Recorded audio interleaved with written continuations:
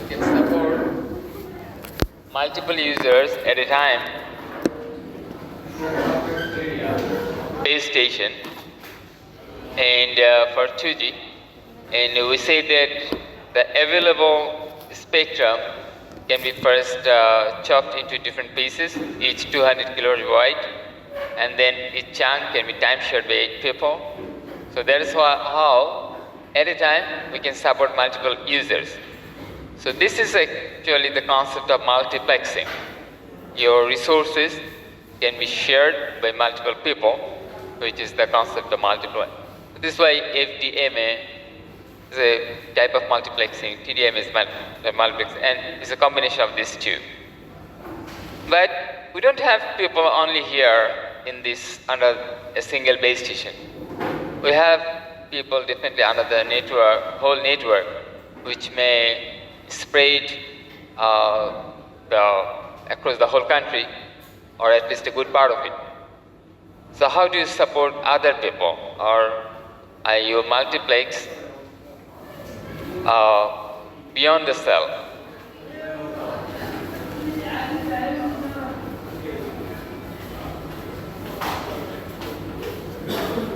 Sure. Go to ID go. Oh, sure. Cheers.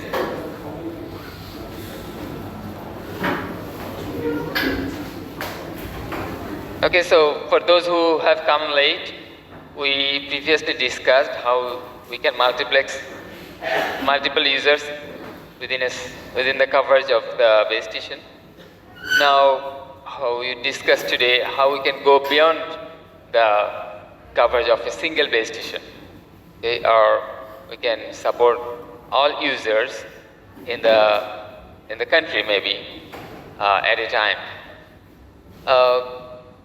But before we address that part, let me show you that you may have been familiar with this kind of top of the tower, right? Have you noticed sometimes this kind of top of the tower of a base station? Did you notice? Okay. So what do you think? What are these things? These white boxes? Sorry? Reflector? No.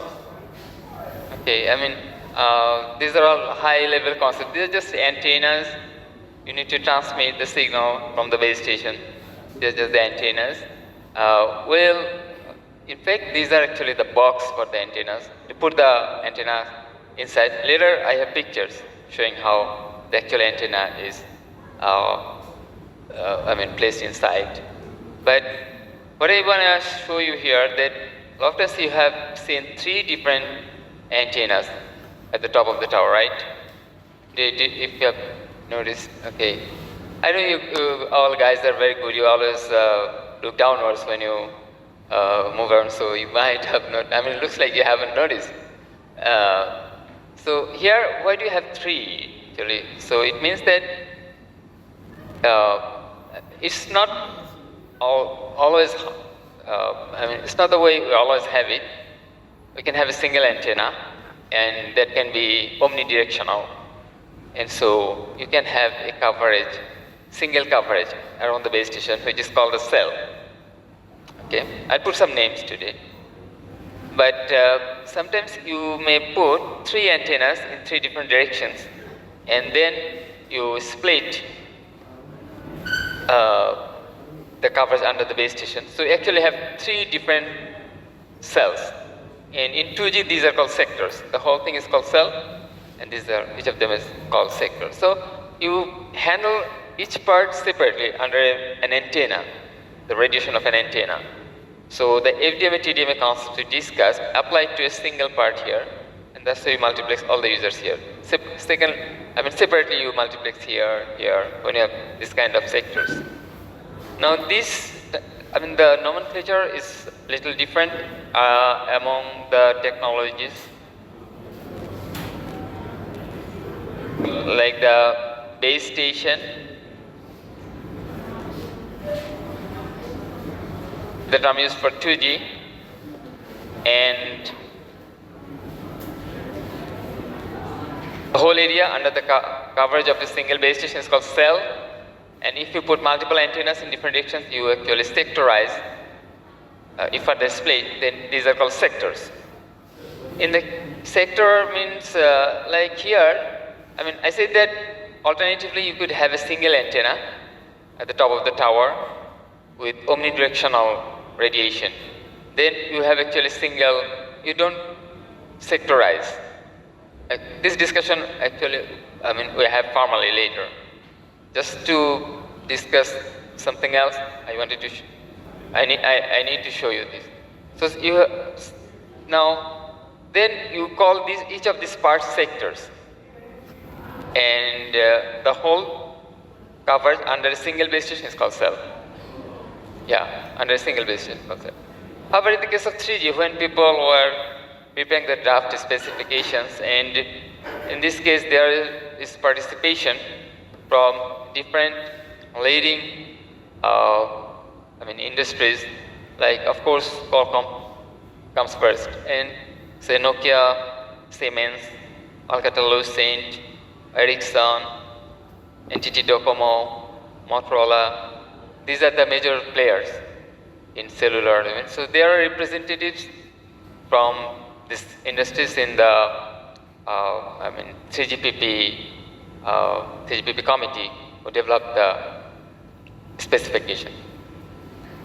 Now, when people actually were first developing the draft spec for 3G, they were drawing different things, and probably they had somewhere, they're marking somewhere A, and the base station, they mark B. Okay, so that's what they're working, and they started just calling it node B. It's not mine. Node B. And what happened, it just didn't happen to change. That name just kept to be used. It continued, and so we still call it Node B. This is the name, okay, with no reasons, no good reasons. And in this case, the coverage is also called Node B of the base station, but there is no term sector now. It's just called cell. In the case of 4G, the term evolved was added, so it's called E node B, and people write down this way. So again, this is E node B, and this is cell. From then onwards, each part which is under the radiation of an antenna, single antenna, is cell. And in case of 5G, they use the letter G.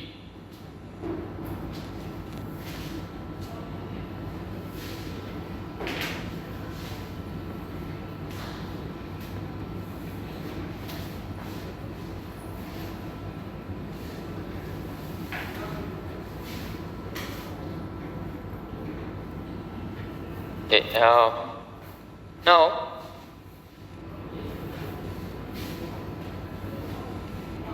let's assume that I have another base station here,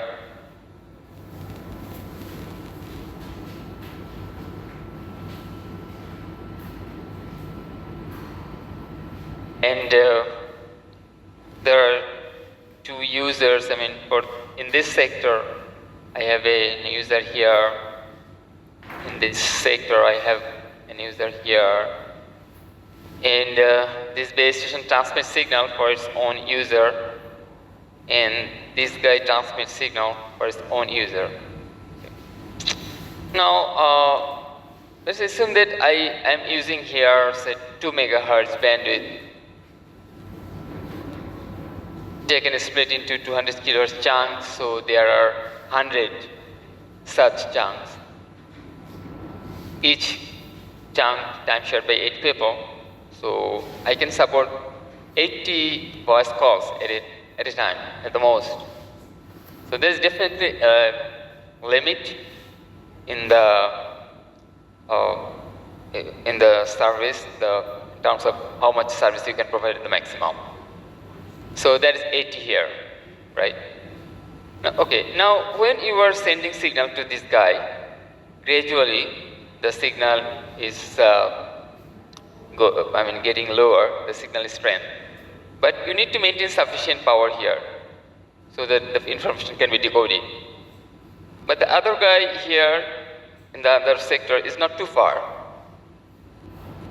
So the signal here, this signal can be also significant here at the location of this blue user.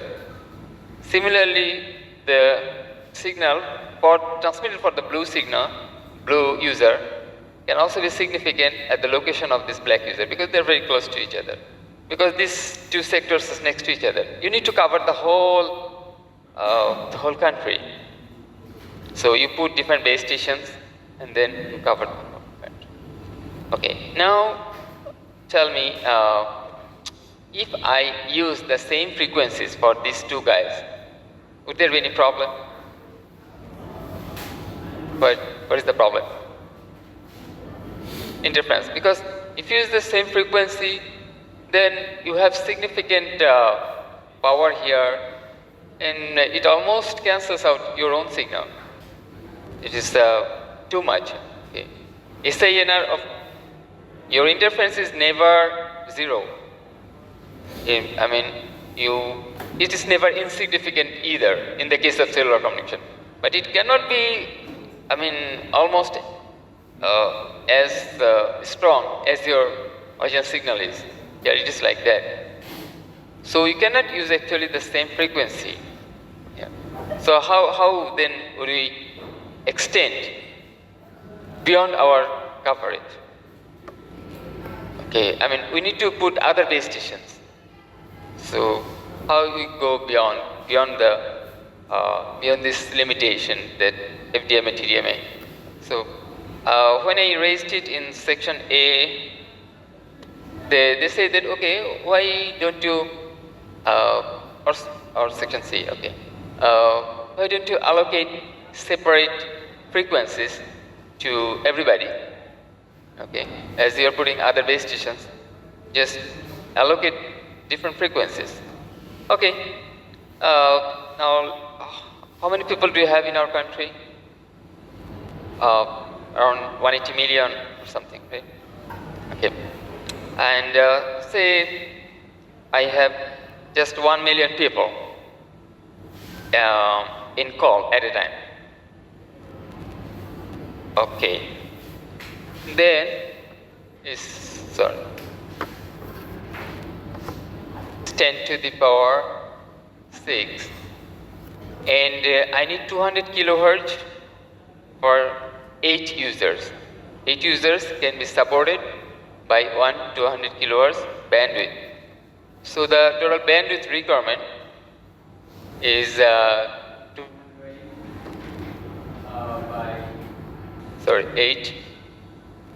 by 200 kilo by 8. This is the total bandwidth requirement.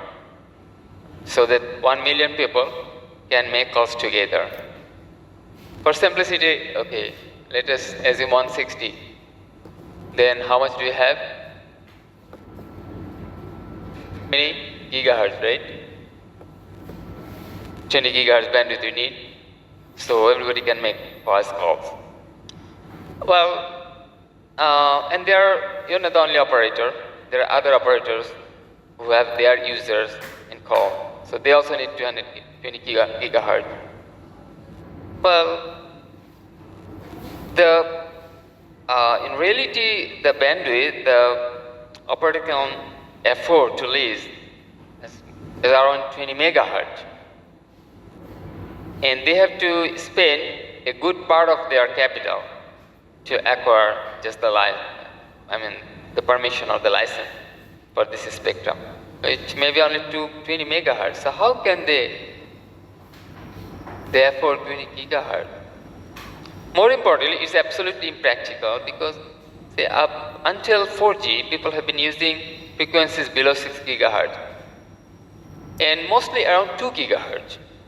Okay, 1 gigahertz or 2 gigahertz, mostly around unlike we showed the 900 bandwidth, 1800, this there are 1900 bandwidth, 21.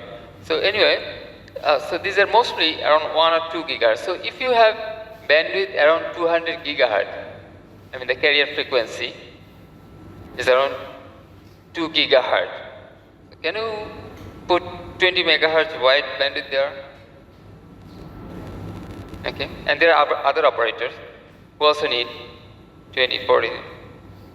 And cellular application is not the only type of communication. There are other types of communication too. Okay.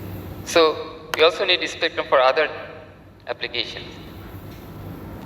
So there is no way we can afford actually this wide bandwidth. It can be maximum tens of megahertz, that's it. So how do you solve the problem then? So we just operate a single base station and that's it.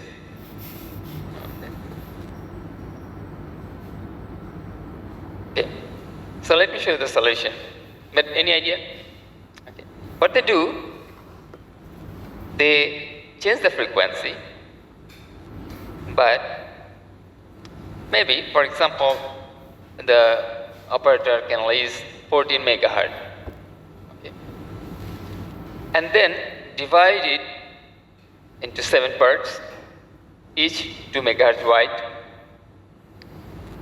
So I have 7 of them, and let me give some color to each part, like red, violet, yellow.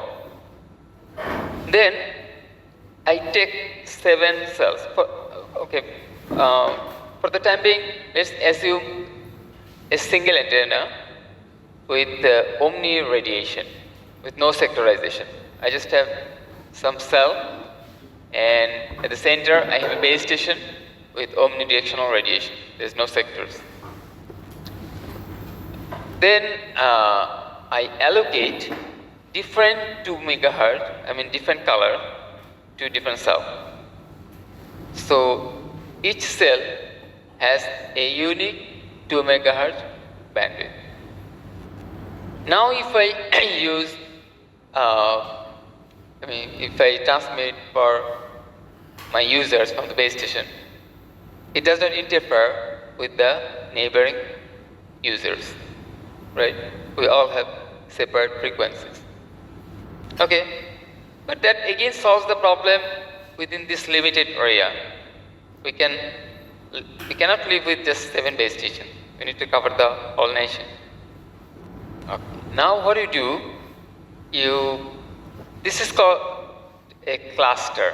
This group of cells. You first create a group of cells with no repetition of frequency. And then it's called cluster. We repeat the clusters like this.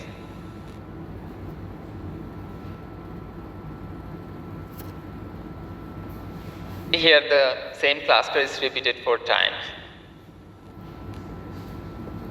What's happening now? In the adjacent cells have different frequencies. So we can avoid interference here. But we have somehow limitation in the spectrum. So we are repeating the cluster, meaning that the violet color is repeated here. But there is some distance, significant distance, which will reduce the signal power to some good extent when it gets to the other cell. So we have the same colors repeated, but at some significant distance. Within the cell, you receive power from your own base station, which is very close. The users here receive its own intended signal from its own base station. And from this base station, it receives a signal which is undesired, but it already gets attenuated over the distance because of the path loss. That's how you have SINR, you have interference. We do have to admit that the interference is there. It doesn't fall to 0. But our SINR, this ratio is acceptable. It has an acceptable value. Okay. Also, actually, there are other co-channel cells. So you are exposed to many such cells which are repeating your frequencies. These cells are called co-channel. I mean, when you consider this repetition somewhere else, although it may be at a good distance, but it is definitely repeated. So when you use the frequency, it is called co-channel. So the violet color cells are all co-channel cells. The red color cells are all co-channel cells. This way. Okay?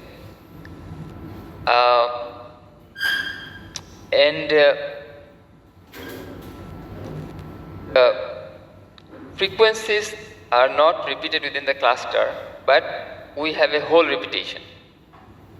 So the frequencies are actually reused. You first use in your cluster, and then you reuse again somewhere else, and again reuse. So you keep reusing the same frequencies. So this is called frequency reuse.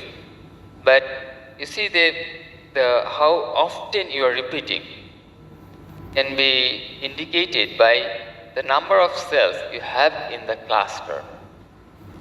Like in this case, I have a single cell at the center, and then I have a layer of cells that forms the cluster. But I could put more cells there, creating a third layer. Probably I would need then 13 cells. Now I have 7, but I might need 13 to create a third layer. And then what will happen? I actually repeat, but less frequently. I have a third layer, okay, this whole thing. Now, if I have fewer cells, I repeat actually too often. But if you have a large cluster, then I actually repeat it less often. Although the often term refers to time domain, I'm repeating here it for a spatial domain. Okay. So frequency reuse factor is the term, FRF, which is nothing but the number of cells you have in a cluster. Like if you have higher number, then you repeat less frequently in a space. Yeah. Right. Actually, I'm coming on to that point. Definitely, you're correct. Yeah, I'll come on to that point too. The typical numbers. Okay. Then, if the number of cells you have in a cluster is called cluster size, and usually denoted by n. So it's just a number. The FRF is expressed both as n or n by n. Both are the conventions. In the book of Rappaport, it uses n, so we'll stick to that for this course. If I ask you FRF in the exam, just give the number of cells you have in a cluster. Okay. Now the interference issue. I probably mentioned in the beginning of this course that interference is the major concern for radio engineers for cellular communication. See, in many cases, interference can be some spurious emissions from some other operators, other stakeholders. Okay. They don't have enough good filter quality, so they have some emissions, significant emissions outside their own prescribed regions or spectrum, and you suffer from interference from there. So there may be, this kind of reasons when you have significant interference, okay, some malfunctions or something. But here it's not the case. Actually, the interference is generated by yourself. Interference is a significant issue. And in those cases, in other cases, I said probably that, say for LOS, you have separate regions for transmission. So there is no significant interference. But you see that here everybody spreads the signal. And to some good extent actually it reaches here. Although I'm saying that things are acceptable, of course it is, that's how things are working. But the interference is a major concern. It is never insignificant. And it is generated by yourself. So you are the killer of yourself. But you don't kill, you limit yourself when you kill. So you have to generate power very carefully. The interference from the co-channel cell is called co-channel interference, CCI. Channel interference, CCI. So if you transmit, say when you are transmitting power, if you transmit higher than necessary, that will be better for the people who are listening to you, because SANR is even better than what is required. So information will be better received. Error can be even less than your expectation. Very good, but you always have the same frequency reused somewhere. So you are harming them. Okay? So this is why the power is adapted or controlled. It's controlled, and this control is updated every now and then, very frequently. So it is actually adapted. And if it is lower than necessary, then also you suffer from poorer performance, right? So you need to understand how much is barely enough. Don't exceed what is barely enough. So power control is very precise in cellular communication, and very frequently it is updated. In the case of 4G, the maximum frequency at which you can update your power, how much power you should, by update, what do you mean? See, there are two ways communication, downlink and uplink. You know their difference, right? The power is control is updated in both directions, and if you keep moving from the base station, when you're close, you need you should have less transmit power, because the power is reduced by the path loss. So as you are changing your distance, the path loss is increasing, so you need to transmit more power. So you have some minimum requirement at the reception level point. So once you consider certain requirement at the receiving point, so you can decode your information, you need to counteract the path loss, and by boosting your transmit power. So you need that actually in both directions. In the uplink also, you need to use higher power. For downlink, especially in 4G, there is nothing specified in 3GPP protocol. It is just left to the operator how it would update or adapt the power. By adaptation, I mean that things are changing. Your position may be changing. There may be some other obstacles. The environment can also have some change. Okay. So over time, things can change because of your own movement or because of some changes in the environment. And that requires different power levels.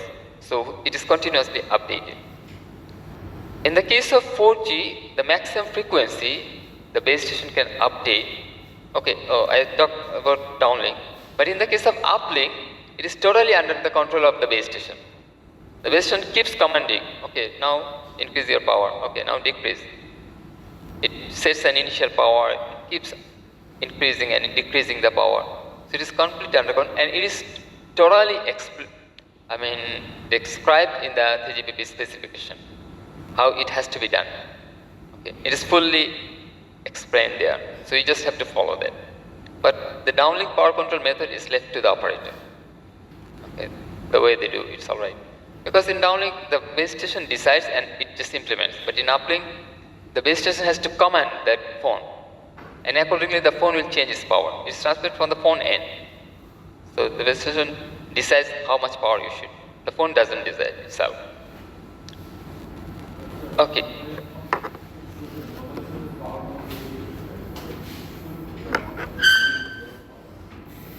Yeah, it is less. The power is little less compared to the power the base station transmits.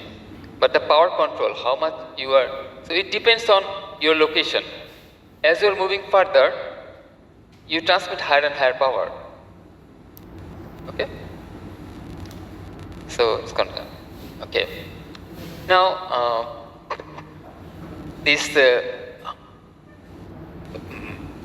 okay.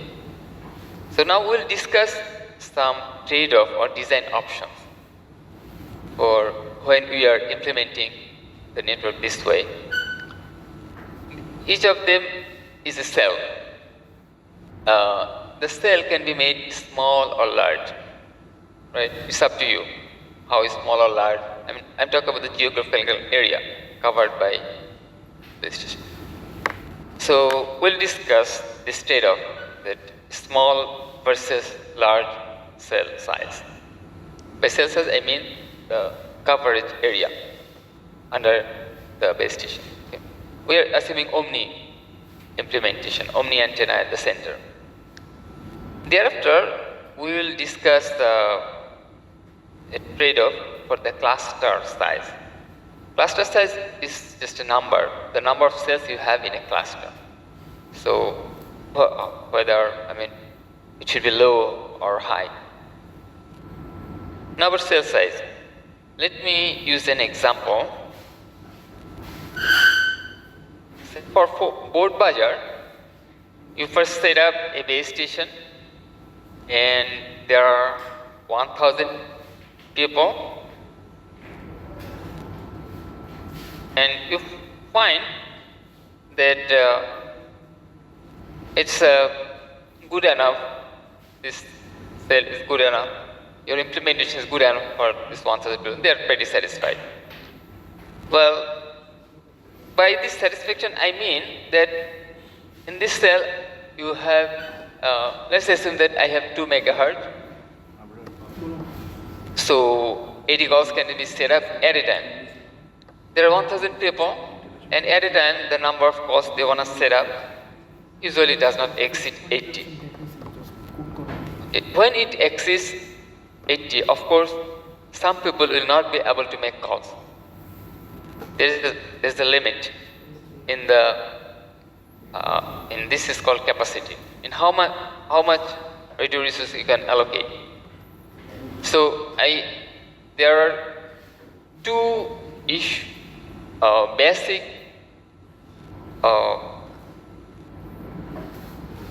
design objectives: coverage and capacity. We were talking about coverage until recently, but now you start talking about something else. It's capacity. I put these things at the end of the lecture note.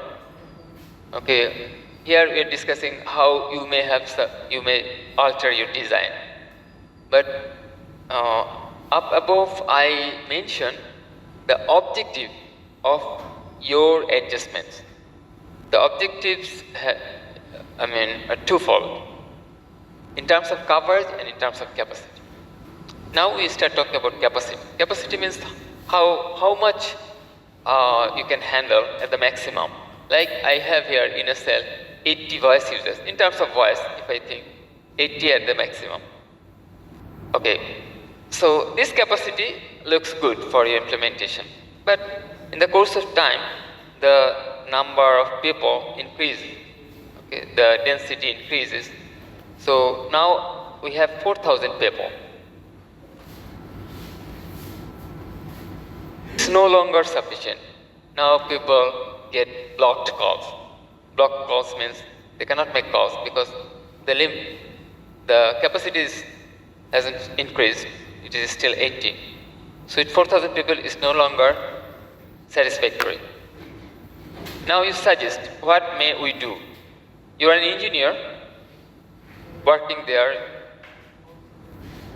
so you need to decide what can be done when you get this problem. Any suggestion?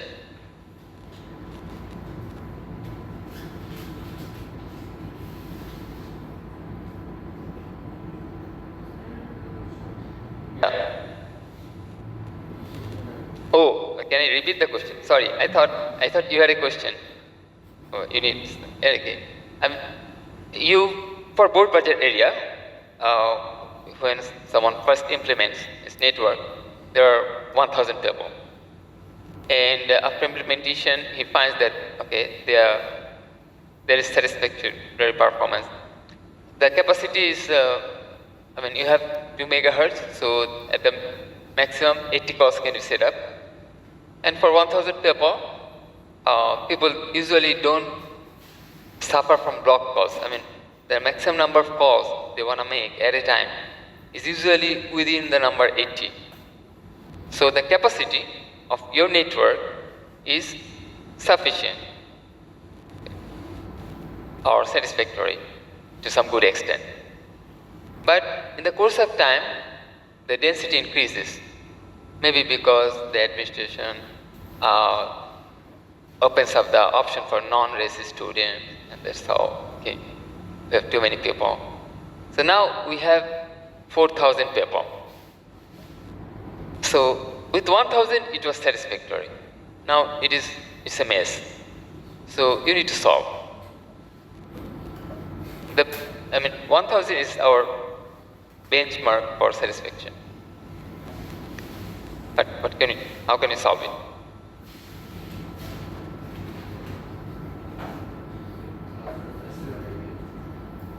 Increasing the cluster size.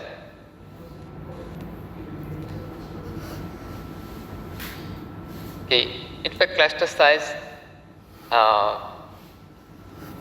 can affect adversely because you have a whole bandwidth which you split and allocate to different cells in the cluster. Within the cluster, you don't repeat. So if you put more cells, considering your total bandwidth fixed, each segment will be smaller. Each cell will get even, instead of 2 megahertz, you may be left with just 1.5.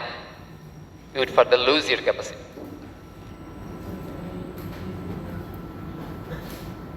It could be an option, but I previously mentioned that the challenge you have there. First of all, it's too expensive. So here you need, how much do you need? 4 times. So if your total leased bandwidth, it's actually absolutely impractical that you may be, maybe able to increase it by say 20%, sometimes 40%, but although you make it 400%, it's not. Maybe sometimes say people purchase another same kind of chunk, maybe 100% increase, but that costs a lot. So the solution, actually the solution is very simple. You don't have to purchase any bandwidth. There's of course cost, but you set up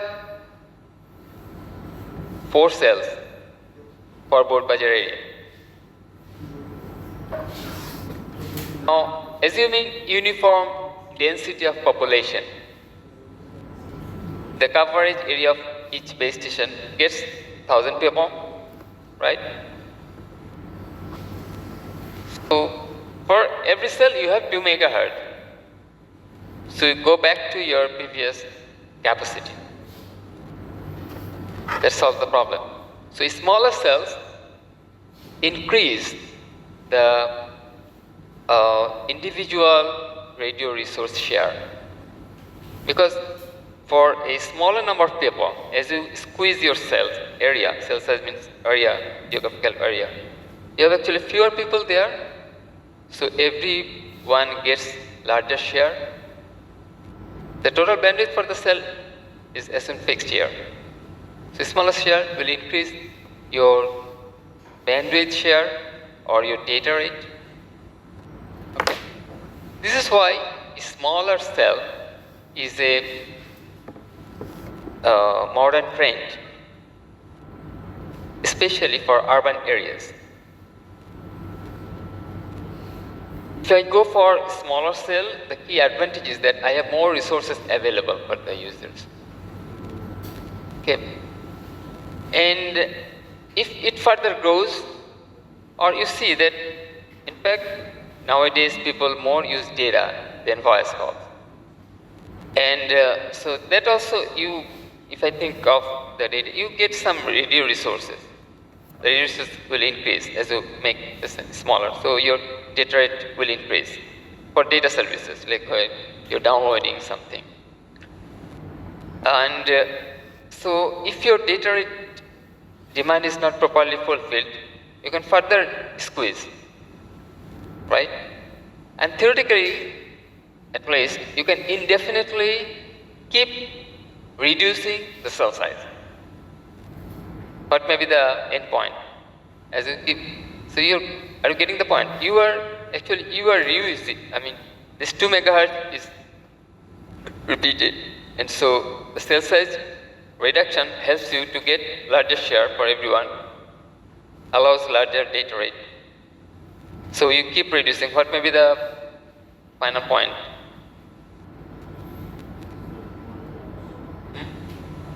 As you keep reducing the cell. Okay, it's only the modern trend is that it is getting smaller and smaller and smaller and smaller. And in some cities, in the developed countries, you see base station.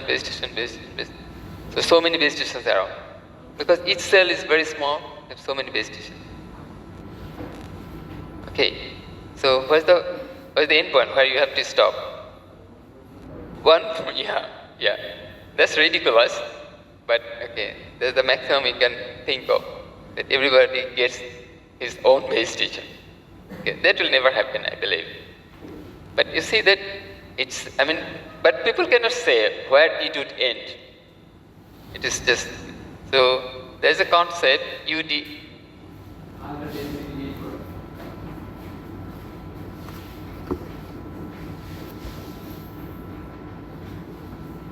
If you look at the literature, you'll find a lot of work with small cells. Cells are getting very small nowadays. And then you call it ultra density network, too many cells. Okay, but what is the disadvantage when you come up with this solution? When you use smaller cells, okay, you solve the problem, but you can see the advantage. But is there any disadvantage? Yeah, it costs you money for the newer base stations. You need higher base stations.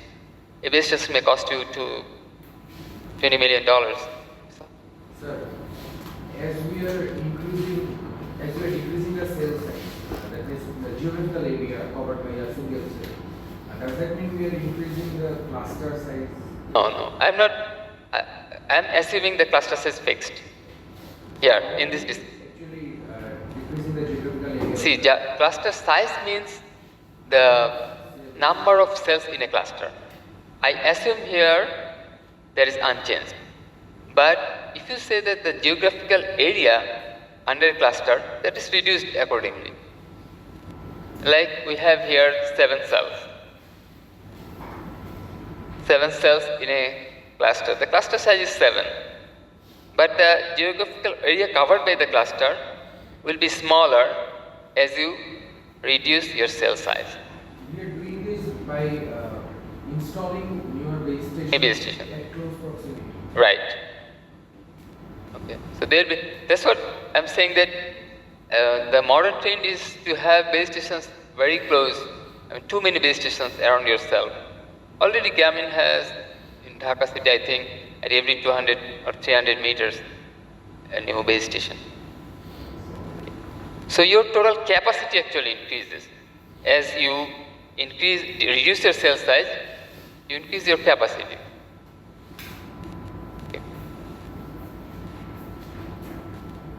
Okay. Now, there are few things that came up while I was discussing it in other sections. Like, if I reduce the cell size, does it increase the interference?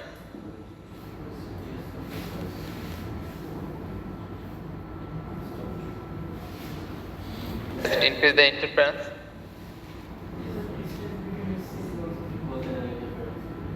You see that if I reduce the cell sizes, the whole cluster area will be smaller, and so the co-channel cell will be closer.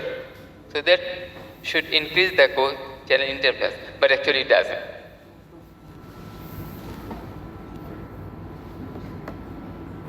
Okay. You see that there is another advantage here I put there. Let me explain it. There, if I assume that I need certain power at the receiving end, at the minimum, and from the transmitting end, I have to ensure that, right?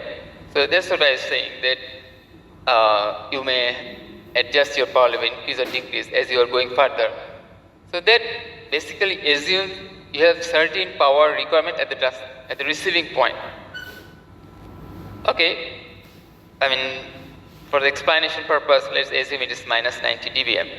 That's what you need here. And people close to the cell boundary are at the farthest location from the base station. So for them, you need maximum power. So you need to maintain minus 90 dBm for people here close to boundary. But in this case, with this reduced cell size, this requirement doesn't change, right? As you reduce the cell size, the power requirement at the user end doesn't change. So it is still minus 90. But this user is now closer. So to support the user or to ensure minus 90 for the people, for the farthest people, the power needed here is less, right? So your transmission power should be less for smaller cells. I'm talking about the downlink. Actually, it's also true for uplink. So less transmission power required for both base station. And let me finish talking about downlink. In fact, there is no overall power saving. Although it seems that, okay, I need less power, but now you are transmitting from 4 base stations. Previously you had just 1. So there is no overall power saving. Less, but from more sources. Okay. But in the uplink you save power, because this guy needs to transmit high power, but here everybody is closer. So like if I have small gatherings of, separate gatherings, then for communication everybody can communicate at a low voice. Even for people like me who have low voice, that's good. But if I have a large gathering for everybody, for many people, then the furthest guy has to speak up too much, has to speak very loudly, right? So similarly here you need, so the uplink transmit power is saved. All you is lower transmission power. In downlink there is no overall power saving, but in uplink you have battery will turn on less frequently. Okay, now about interference. Can you revise your comment? If I make the cells, the question is that if you make the cells smaller, how it might affect your interference in the system? It should remain same. Okay, you're changing your mind, but why? Oh, it's not about power saving. Interference is a separate issue. Okay, we don't think about any power saving there. In fact, probably I told you that in communication, power saving is good everywhere. It is always appreciated if you can save better power. but you don't bring, I mean, very large benefit there, because your total power consumption is in the order of milliwatt or something. So even when you save 20%, okay, your new solution saves 20% more, that does not add too much value. Okay. In bulk power cases, even 1% saving can be a good contribution. Okay. But anyway, power saving is good everywhere, especially when you are running things on batteries. Okay, now tell me about interference.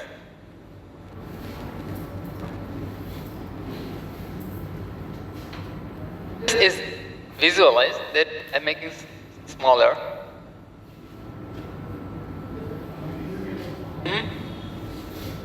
Does the interference level remain unchanged, or it increases or decreases?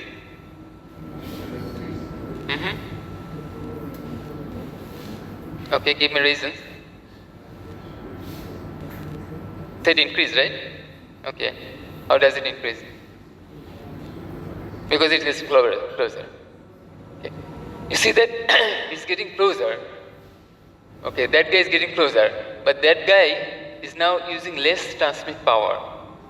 For its own user, it now has to use lower transmit power. And the way, say, if I make the distance half, that's how you reduce, make the distance half. Then the other guy is also brought closer by half a distance. Everybody has half a distance now. So it is also brought closer. So accordingly, I am changing for half a distance, I change my power accordingly. So the way I am bringing them closer, I am also changing my power level.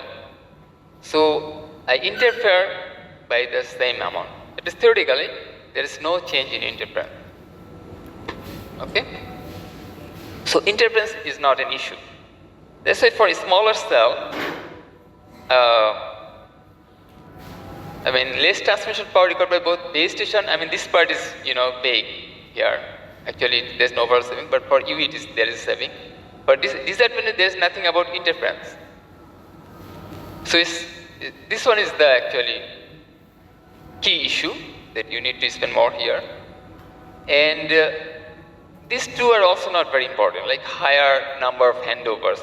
If you have more cells, smaller cells, handover means when you move to another cell, previously this guy was serving you, now you must be handed over to a new base station to serve you. Okay, so this process is called handover. So there will be more handover, but that's not a problem. Radio network planning becomes more complicated. Yeah, that's true, as you put more cells. But you'll be paid for that if you can solve more complicated problem. So for you, it's good. Okay. But anyway, what I mean here is something that you can actually solve if you put more effort on that. Well, it's true that in the case of very small cells, UTN, interference management, is not as perfect as it is for large cells. Things are more complicated with the clusters, buildings and all that. The propagation prediction is very, is sort of uncertain. So there are challenges, but these are not any major issues. This is the key problem. Okay, then let us talk about, someone raised the point of health hazard, that if I make the cells smaller, will there be increase in the health hazard due to radiation? Because you are transmitting electromagnetic wave, and this radiation might be harmful, or what do you think? Okay, since time is running short, let me tell you. First of all, at these frequencies, there is no, well-established evidence for health problem. Okay, human health. Yeah, I'm not talking about monkey. It's human health. Okay. So, sorry. Okay. Okay, let me talk about human health first. Okay. Well, I mean, it's not well proven that there's any health hazard at these frequencies. X-rays or this kind of high frequencies can be harmful. I mean, it's actually well proven. But people don't care doing these X-rays. A CT scan can emit X-rays more than 500 times. But people don't care. They're doing CT scan as many times as the doctor just tell them. But actually, in those cases, it is, yeah, that's true. But the issue is whether it can harm or it cannot. Okay. In those cases, it can harm and it is well established. But in these cases, there is no well proven evidence that it can harm you. Or even if it harms you, okay, there are actually controversies. But the effect, everybody would agree that the effect is so, little. Say for example, if it damages your kidney in 300 years, is it a problem for you? Is it a problem for you? If you die of some other reasons anyway before that happens. Okay. So this is an unnecessary concern. Secondly, the health hazard does not, well, it depends on both power and frequency. I admit that in 5G, we use little higher power frequency, so the concern can be little more, okay? But it is still, actually, I would say, not really a point of interest. But the power, you see, that people are scared when they see too many base stations. And the small cells. So people think that I'm exposed to more radiation. But is it really the case? You see that in the radio network plan, they want to make sure certain power at the user point. And that is not changing. So you're reducing, putting more base stations but with lower power. You need certain power at your end. They want to make sure that. So it is not changing. Okay, but they see base station and they get scared. More importantly, the downlink power, it spreads out. Please, we have an online class tonight. I need to catch up the other. I finished this discussion, health hazard issue, in other sections, so I need to finish that here. In the case of downlink, the power spreads out. And when it gets to you, it's actually very low, extremely low, in the order of microwatt at least. Okay, or very low value of microwatt. But in the case of uplink, you don't allow it to spread out. You just put the phone next to your head. So there is no space in between, and so you are exposed to significant radiation there. Because in the downlink also, the base stations transmit with significant power. But when it gets to you, it's already very, very low. But in this case, this transmit power is lower, but you're putting it next to your body. So uplink. Now you tell me, which one would have less transmit power in uplink, small cell or large cell? Because you have to speak loud so that in a large gathering, so that guy can hear you. So you need to transmit with high power. Here you use low power. So you actually have less health hazard when you see too many base stations. Okay?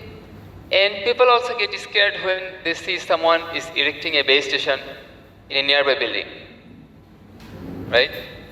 But if you are a subscriber of the same operator, your transmit power will now be less. And uplink power can be, because it depends on both power and frequency. You got my point? Any questions? Okay, I'll take attendance. If you have any questions, meanwhile, please raise it.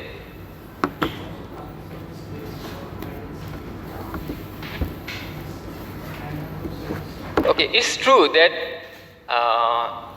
in the case of downlink, you transmit constantly. In the case of uplink, you only transmit when you are using. Also, for example, in 2G examples, I can say that you will be transmitting only within your own 200 kilohertz. But in the downlink, the base station will transmit for all people within the cell. Yeah. So that increases the power. It's true. And it will also be transmitting on all 8 time slots. Are you getting my point, guys? Is it clear? In the downlink, the base station transmit on all 200 kilohertz chunks and on all time slots. But in the uplink, you transmit only on your own 200 kilohertz, only when your time slot turn comes in. Okay. So in that sense, of course, you have higher transmission in downlink. But actually, these things are outweighed a lot by the path loss you have in between. Okay. In the uplink, you put it next to it, and that actually causes this significant power.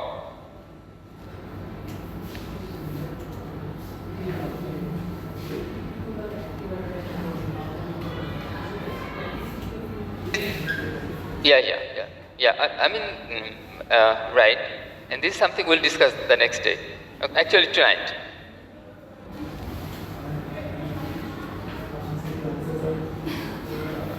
So I'll share a Zoom link. The class is due tonight at 8 p.m.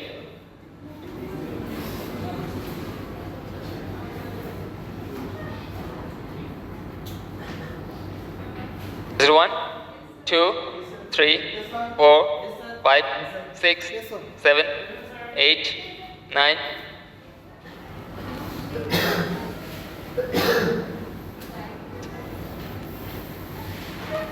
10, 11, 12, 13, 14, 17, 18,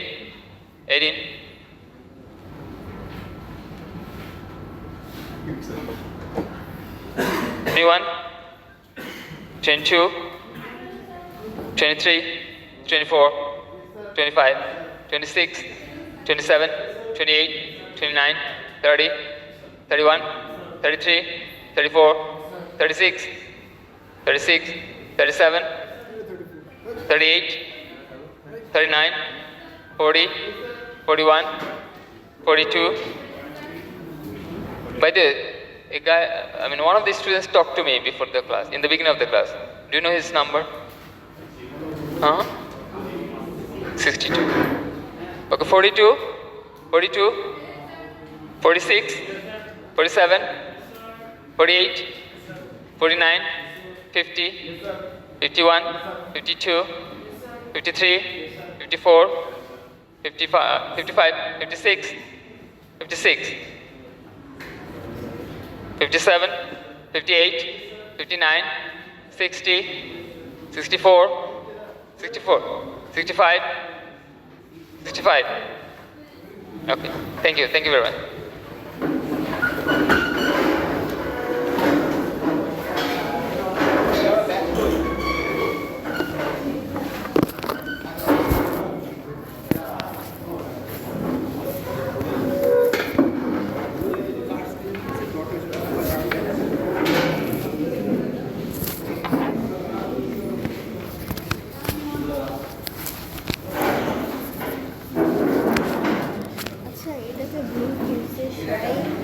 এটা metre square this is এটা তো খালি charge